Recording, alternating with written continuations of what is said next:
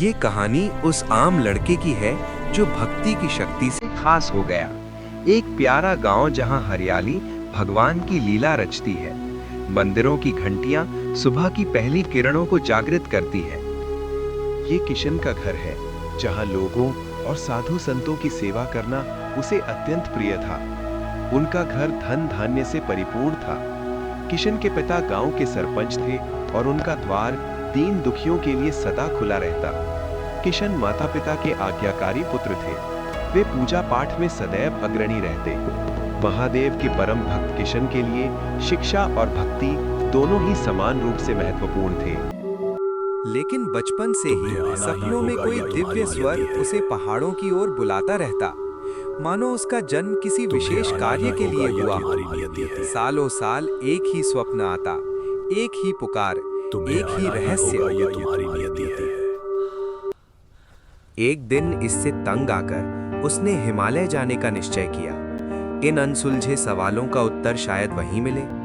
माता पिता से कई दिनों गुजारिश करने के बाद जब वे मान गए, तब किशन ने हिमालय के लिए अपना सफर शुरू किया।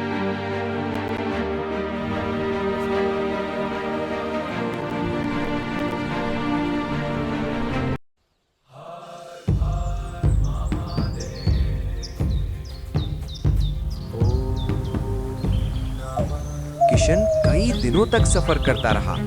अनेक नदियां पार की, ऊंचे पहाड़ चढ़े, किंतु वो कभी न रुका।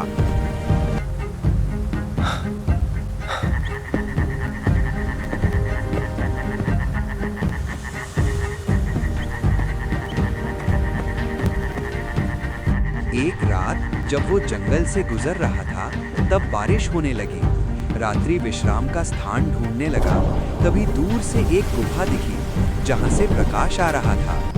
बारिश से बचने को वो उधर बढ़ा।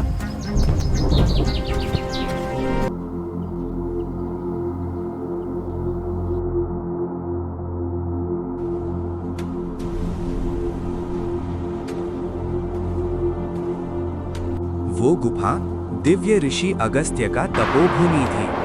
वहां वे गहन ध्यान में लीन थे।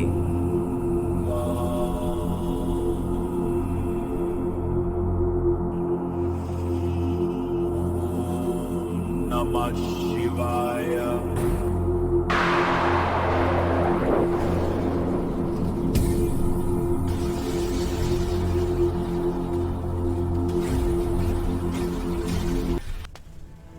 कौन हो तुम? तुमने यहां आने का साहस कैसे किया और यह पवित्र स्थान तुम्हें कैसे मिल गया? कोई पवित्र मनुष्य ही यहां आ सकता है और तुमने यहां प्रवेश कर मेरा ध्यान भंग किया है। मुझे माफ कर दीजिए, मैं एक मुसाफिर हूं, घने जंगल से गुजर रहा था। मेरा इरादा आपका ध्यान भंग करने का नहीं था, बारिश से बचने के लिए यहां आया। मुझे बस रात काटने की जगह दे दीजिए, सुबह होते ही चला जाऊंगा।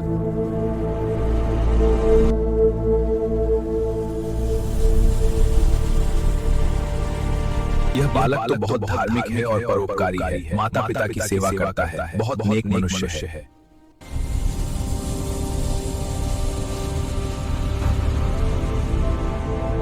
तुम यहां रह सकते हो, पर एक शर्त पर। मेरे प्रश्नों का उत्तर देना होगा।